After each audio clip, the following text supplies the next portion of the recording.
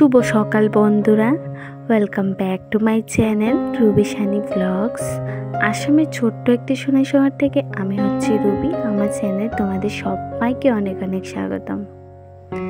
চলে আসলাম অনেক দিন পর আজকে তোমাদের সাথে ব্লগ শুরু করতে।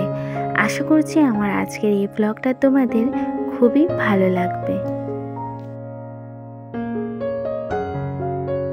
আজকে হলো শুক্রবার আর এখন ঘড়ির কাটার সময় হচ্ছে ওই তোমার 7টা নাগাদ।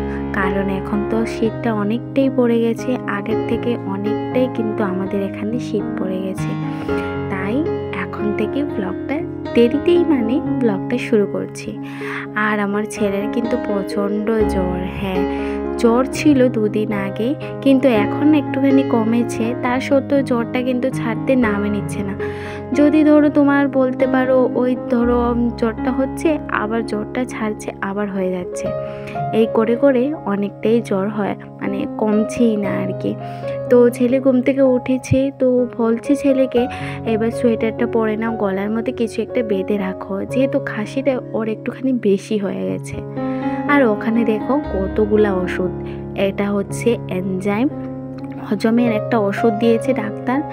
আর বলতে পারো ছেলের এতটাই অসুস্থ, আর আমি মনে করছি এতটা ওষুধ কি করে খাবে, সত্যি খেতেই পারছে না, মনে হয় এরকম খাবেই না। তো ওই যে দেখো খাসির সিরাপ দিয়েছে, তার সাথে সাথে দিয়েছে জ্বর। আর কিছু বলতে পারো আমাদেরও কিছু হয়তো অবহেলার কারণেই ছেলেটা আমার এতটাই অসুস্থ হয়েছে। আসলে প্রথমে আমি হোমিওপ্যাথিক হোমিওপ্যাথিক ডক্টর দেখে আর কি ওষুধ এনেছিলাম, তো জ্বরটা সারেনি। 3 দিন থেকে প্রচণ্ড জ্বর ছিল, রাতে কিন্তু ঘুমানো বলতে কিছু নেই, এরকম ছিল। ওর পাপাও ঘুমাতে পারছে না, আর আমি তো নাই। তো যাই হোক, আমি তো তবুও একটুখানি স্কুলে যাই, তবুও কিন্তু ওর পাপা তো সকাল সকাল উঠেই গাড়িতে চলে যেতে হয়, অনেকটা প্রবলেম হয়ে যাচ্ছিল। তো ছেলে ওইদিকে বায়না না, গরম জল খাবে না, ঠান্ডা জল খাবে, ওকে বোঝাতে পারি না। আর দেখো শুকিয়ে টুকিয়ে কী অবস্থা। তো যাই হোক, গরম জল করে দিয়েছি ওকে, আর ওকে বলছি যে নাও গরম জলটা এবার খেয়ে নাও। আর তারপর কি জানো তো, আমি না 2-3 দিন থেকে ভেবেছিলাম যে 2টা নাইটি, আমার আগের 4টা নাইটি অলরেডি বাইরে আছে ঘরে পরার জন্য, কিন্তু ওইগুলোর কালারগুলো না কেমন একটা ডিসকালার হয়ে গেছে, দেখতে একদমই ভালো লাগছে না, মনে হচ্ছে এগুলো আর পরবো না। তো যাই হোক, 2টো ভিতর থেকে আলমারি থেকে বার করলাম, গডরেজ থেকে বার করে ওইগুলি আজকে ভেবেছি টেইলারের কাছে গিয়ে ওইগুলি একটুখানি ফিটিংস করিয়ে নেব। আর হাতা কাটাটাও করে নেব, হাতটাকে আর কি একটু কেটে দেবো, ছোট করে নেব। তো ওইদিকে ছেলের জ্বর। আর সত্যি কথা বলতে কি জানো তো, আমারই অবহেলা বলতে পারো, বা আমাদেরই অবহেলার কারণে ছেলেটা আরেকটু বেশি অসুস্থ হয়ে পড়েছিল। আর এখন তো শীতকাল বন্ধুরা, শীতকালে বাচ্চারা তো কথা শুনবেই না।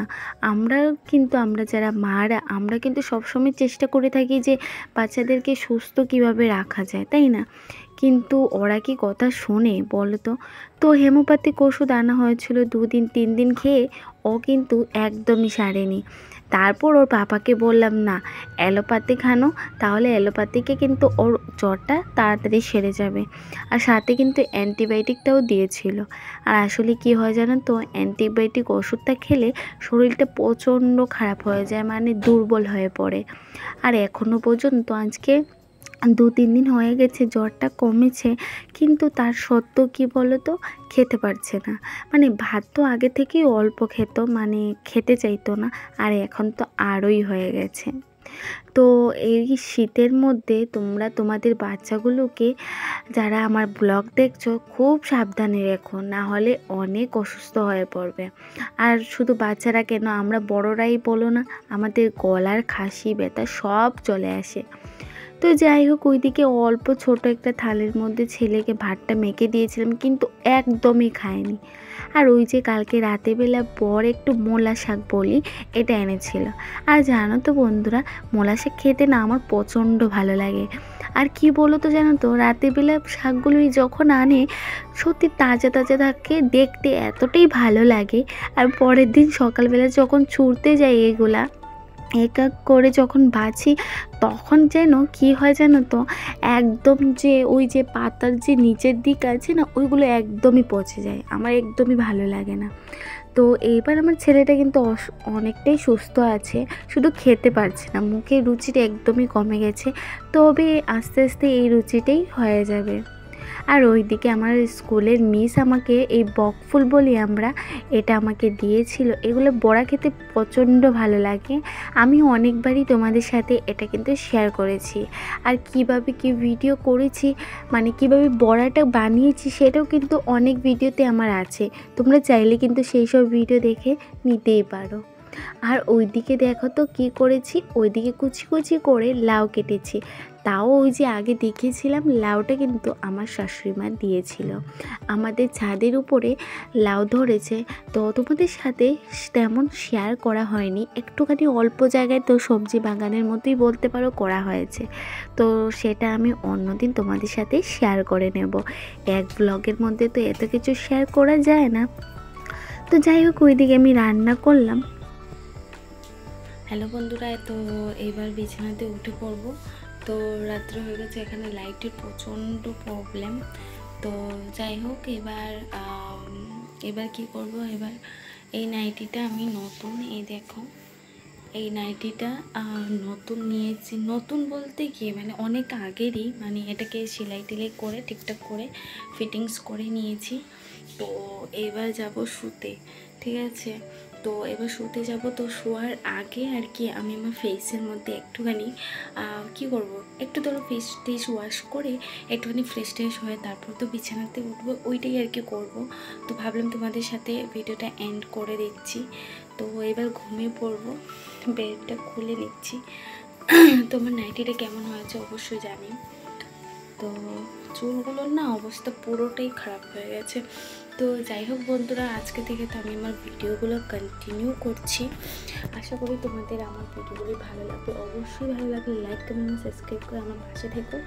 আর সত্যি বলছি বন্ধুরা, অনেক দিন পর ভিডিও দেবো, তো বুঝতে পারছি না মানে ঠিকঠাক করে ক্যামেরাটা আমার ধরা হচ্ছে কি না তাও বুঝতে পারছি না। তো যাই হোক, চলো এবার আমি কি ইউজ করি চলো তোমাদের সাথে শেয়ার করি। চলো আগে ফেসটাকে ক্লিন করে আসি, তারপর তোমাদের সাথে শেয়ার করছি, ঠিক আছে। তারপর শেয়ারটা করেছি, তো চলো দেখতে থাকো। আর আশা করছি আমার আজকে থেকে তোমাদের ব্লগ তোমরা কন্টিনিউ আমার ব্লগগুলি পাবে। যদি তোমরা আমার পাশে থাকো তাহলে আমি অনেক অনেক খুশি হব বন্ধুরা। তো চলো আমি আমার ব্লগগুলি শুরু করছি। তো চলো বন্ধুরা, শীতকাল তো প্রায় চলে এসেছে, আর আমরা যদি আমাদের স্কিনের যত্ন না করি তাহলে কে করবে বলো তো।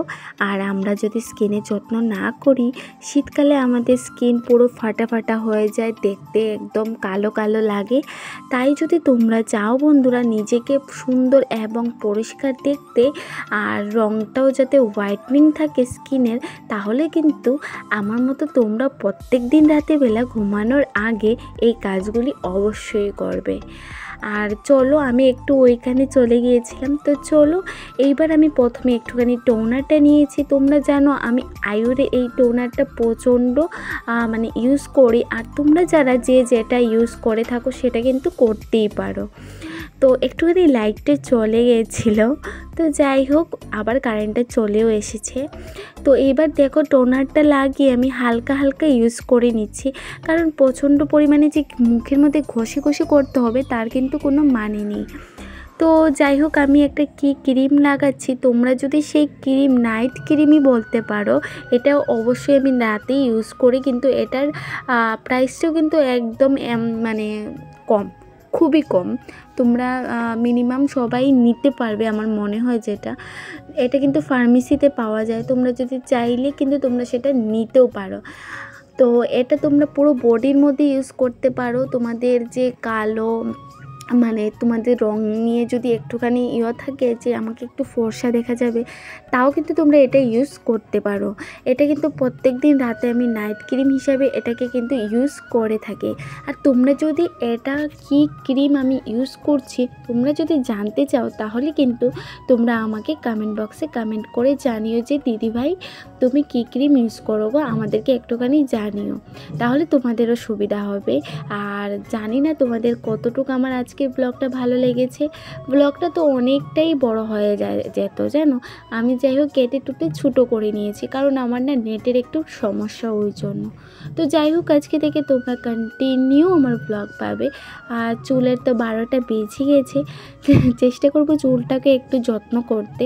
আর আমি যাই করব চুলের যদি কোনো কিছু কেয়ার করি বা কিছু এই শীতকালে আমি চুলের জন্য কি করি সেটা জানতে চাইলেও কিন্তু তোমরা আমাকে কমেন্ট করে জানিও। অবশ্যই তোমাদের কমেন্টে রিপ্লাই দেব, আর তোমাদের সামনে অবশ্যই ভিডিও নিয়ে চলে আসব। তো যাই হোক আমার ছেলের অসুস্থটাও কমে গেছে প্রায়, কিন্তু কি বলো তো প্রথমেই যদি আমি ওই অ্যালোপ্যাথিকটা করতাম তাহলে সব কিছু ঠিক থাকতো। তো যাই হোক এবার আই এম রেডি, এবার আমি শুতে গেলাম। সবাই ভালো থাকবে, সুস্থ থাকে, দেখা হচ্ছে কালকে নতুন আরেকটি ব্লগের সাথে। গুড।